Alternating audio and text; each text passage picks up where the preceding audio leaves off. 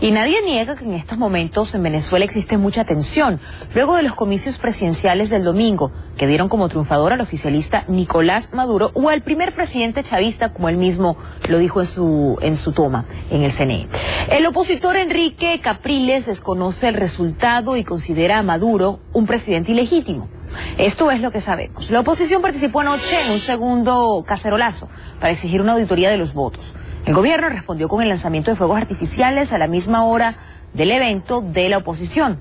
Maduro rechaza un recuento de los votos y acusa a Capriles de estar detrás de los incidentes ocurridos en protestas de la oposición, en el que al menos 7 personas murieron y más de 60 resultaron heridas.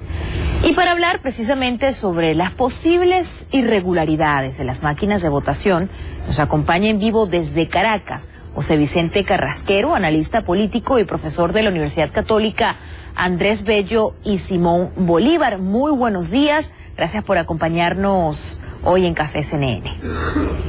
Buenos días, muchas gracias por la invitación. Quisiera comenzar preguntándole, profesor, que el conteo de los votos cambió hace unos años en Venezuela. Antes se hacían de forma manual y ahora es de una forma automática.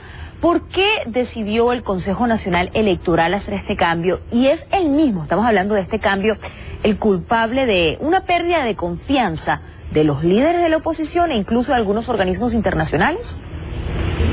Bueno, esto sucedió en el año 2004, sin mayores consultas. Hay que tener claro que esto fue un modelo de escrutinio de datos impuestos por el Consejo Nacional Electoral sin consultar a la población y sucedió en un momento muy álgido para la política venezolana, que era el revocatorio presidencial del año 2004, cuando la oposición venezolana pretendía revocar el mandato del presidente Chávez. Y contra todo pronóstico el resultado fue adverso, y ese resultado adverso hizo que algunos dirigentes de oposición reclamaran fraude en contra de este sistema electoral.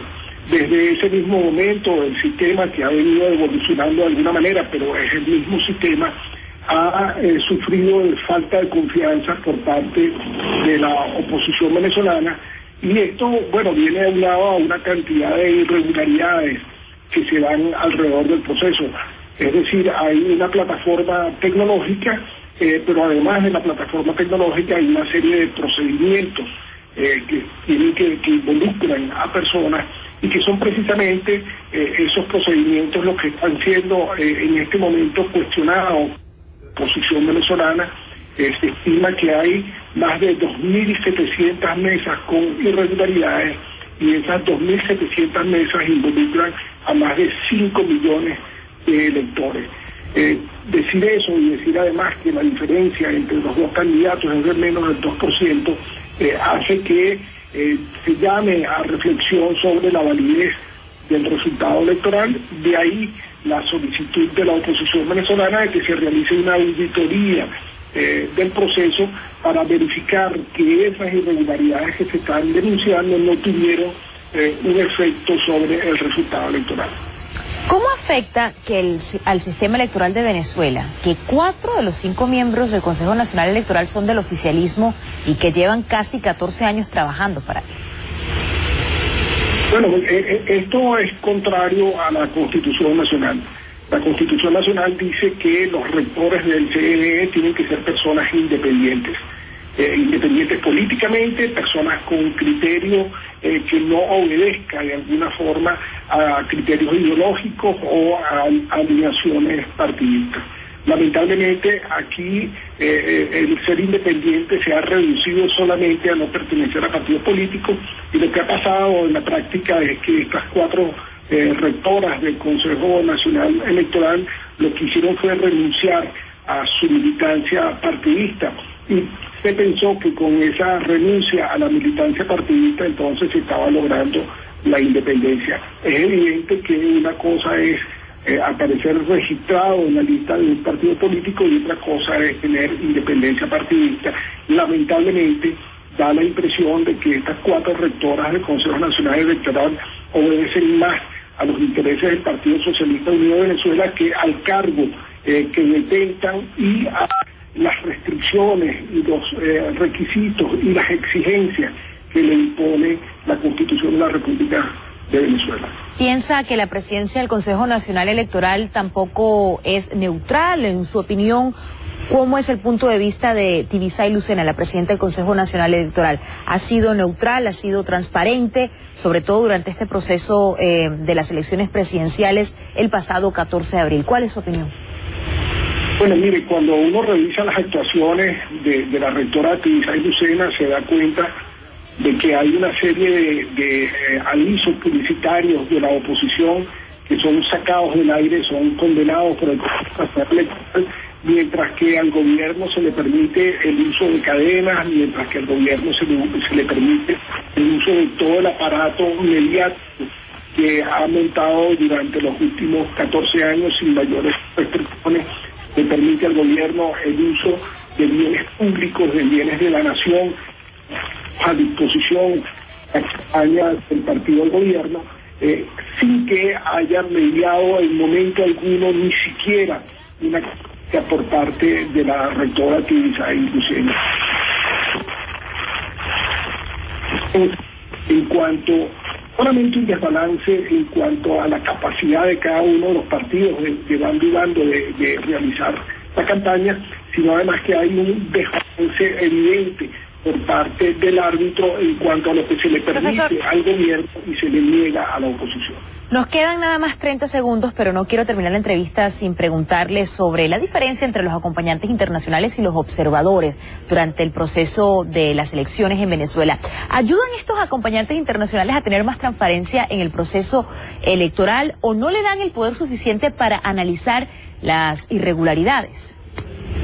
No, los acompañantes son simplemente esos acompañantes, son unas personas que vienen y disfrutan de los mejores hoteles del país, que viajan en primera clase y que al final terminan diciendo que en Venezuela no pasó nada. Y es que la mayoría de estos acompañantes pertenecen a partidos políticos asociados al partido del gobierno en Venezuela.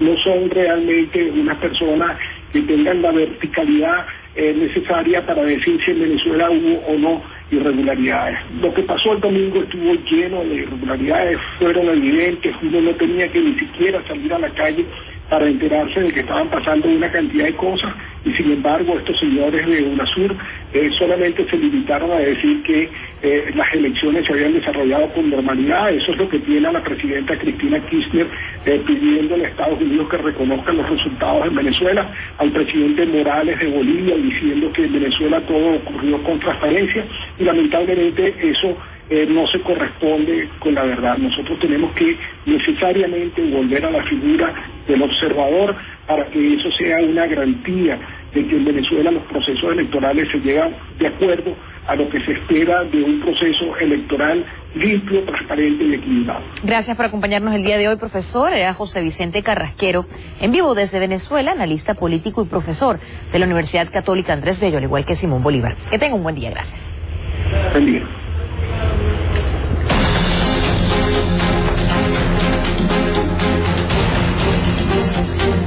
Pues hay nuevos detalles sobre la investigación de la explosión de 2 bombas durante el maratón de Boston que dejó a 3 personas muertas y a unas 180 heridos. Las pruebas recopiladas se enviarán a un laboratorio del FBI en Quantico, Virginia, donde los analistas van a reconstruir los dispositivos que se utilizaron en el ataque. Y lo que sabemos es que una de las 2 bombas estaba adentro de una olla de presión escondida en una mochila. Para maximizar el impacto del dispositivo, pudo haber incluido clavos, balines y bolitas de rolineras para convertirlas en proyectiles y hacer más daño. La segunda bomba también se encontraba dentro de un recipiente de metal, pero no hay pruebas suficientes todavía que determinen si se trataba de una olla de presión. Tratemos de comprender el uso de estos materiales para fabricar una bomba con la ayuda de un experto, de Jorge Septiem. Él es experto de seguridad y vicepresidente regional de ACES International, que nos acompaña vía telefónica. Gracias por acompañarnos. ¿Qué tal? Muy buenos días. ¿Cómo están ustedes? Muy bien. Bueno, ¿cuál es la diferencia en el daño de detonar una bomba dentro y fuera de una olla de presión?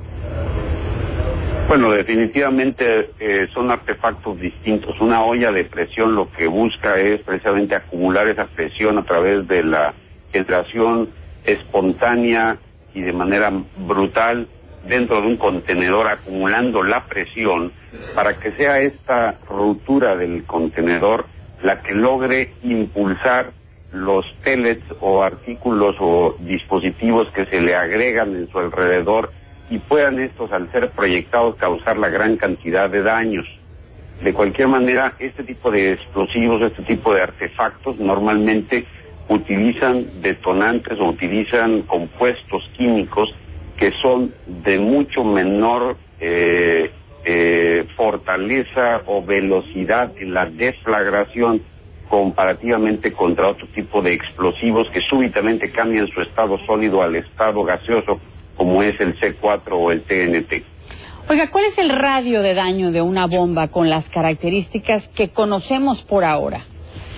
Bueno, definitivamente tienes un radio primario que está básicamente provocado por lo que es la fuerza de la onda de choque, que es un dato importante que nos afecta, es un elemento que nos afecta muchísimo, pero sobre todo aquí en este tipo de artefactos son los distintos compuestos o componentes que se le agreguen y salen proyectados con una velocidad brutal como si fuera una metralla, dejando una granada cuando tienes una granada de fragmentación. El radio de alcance fácilmente puede ser de 15, 20 metros, cuando menos con un gran daño, ¿no? ¿Podemos hablar de fuerza? De velocidad, de la fuerza Sí, definitivamente la energía de los proyectiles que son deflagrados, que son proyectados, son como si fuera cualquier otro artículo proyectado como una bala de una pistola. Cada pequeño clavo, cada pequeño balín o distinto artefacto que se le agrega a la bomba, sale proyectado a más de la velocidad del sonido en ocasiones. Estamos hablando de 1240 pies por segundo. Entonces es como si fueran múltiples balas que fueron disparadas en todas direcciones de una manera desordenada, pero con causas brutalmente terribles. Perdóneme la forma en la que le voy a plantear mi siguiente pregunta, pero la verdad me gustaría comprender por qué ocurren estos daños que hemos visto en tantas fotografías que han circulado, amputaciones, pedazos de piel desgarrados que dejan el hueso expuesto en algunos casos, a partir de estas explosiones. ¿Qué es lo que genera este tipo de daño?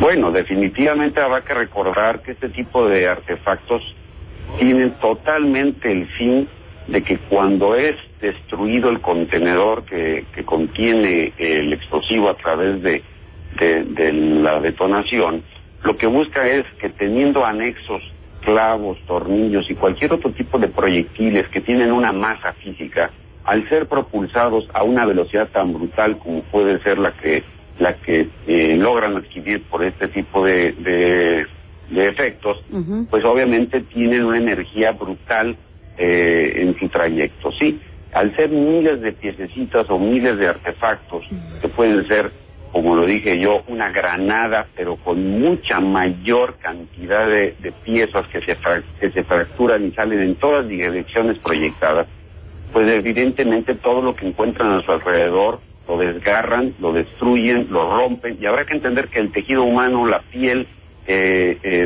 todo lo que son los huesos y todo esto, son relativamente suaves, son relativamente sencillos de destruir ante proyectiles que van viajando a tal velocidad como es un proyectil que va a velocidad supersónica en una detonación tan cercana a la que puedan estar ahí.